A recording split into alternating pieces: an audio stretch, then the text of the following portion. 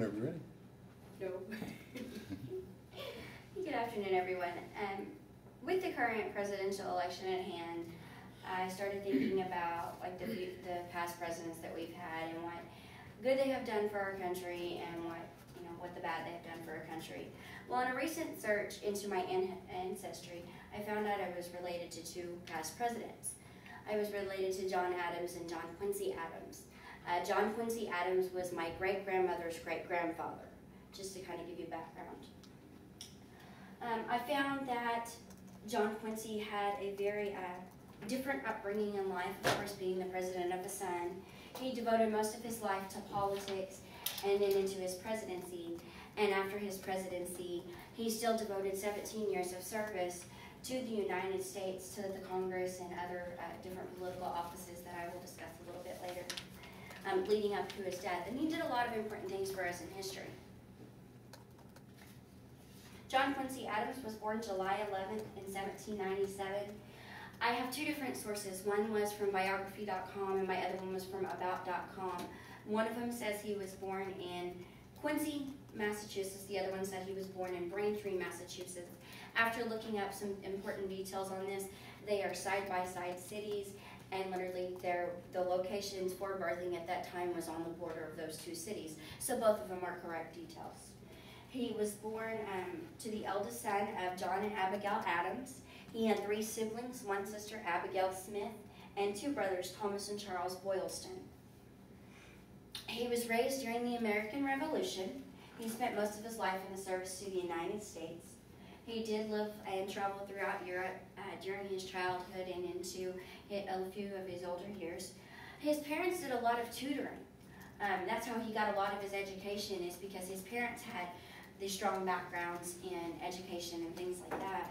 He went to school in Paris and Amsterdam, and then finally came back to the United States in his junior year and attended and graduated from Harvard in 1797.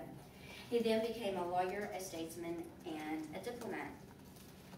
He married Louisa Catherine Johnson, the only foreign firstborn lady that there is, even to this day.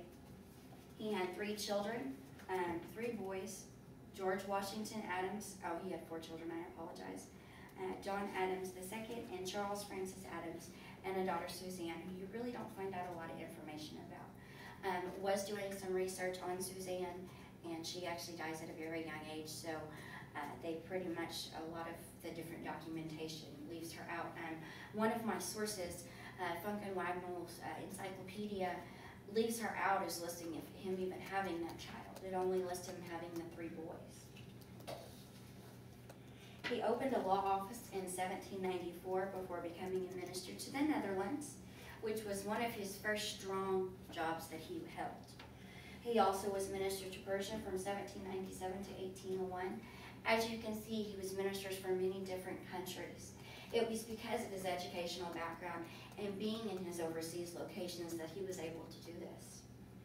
In 1803 to 1808, he served as a U.S. Senator, at which this time he became the minister to Russia. This was from 1809 to 1814.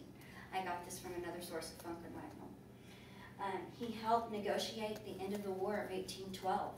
He was one of the strong points that went in and said, look, we need to end this, we need to fix this, we need to correct the problems, we need to get a true and just fight.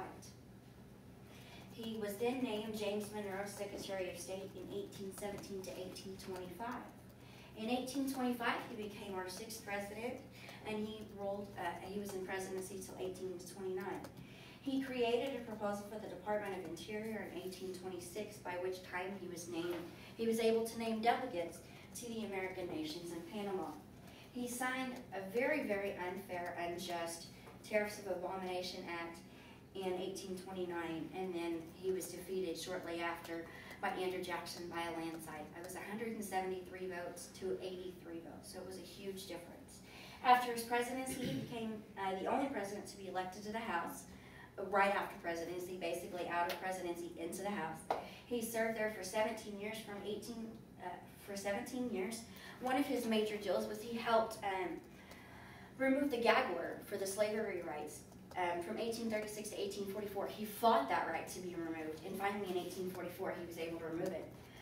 In 1841, One of his close friends, James Madison, named him the fiddle of the party because he was always the one that made it flow.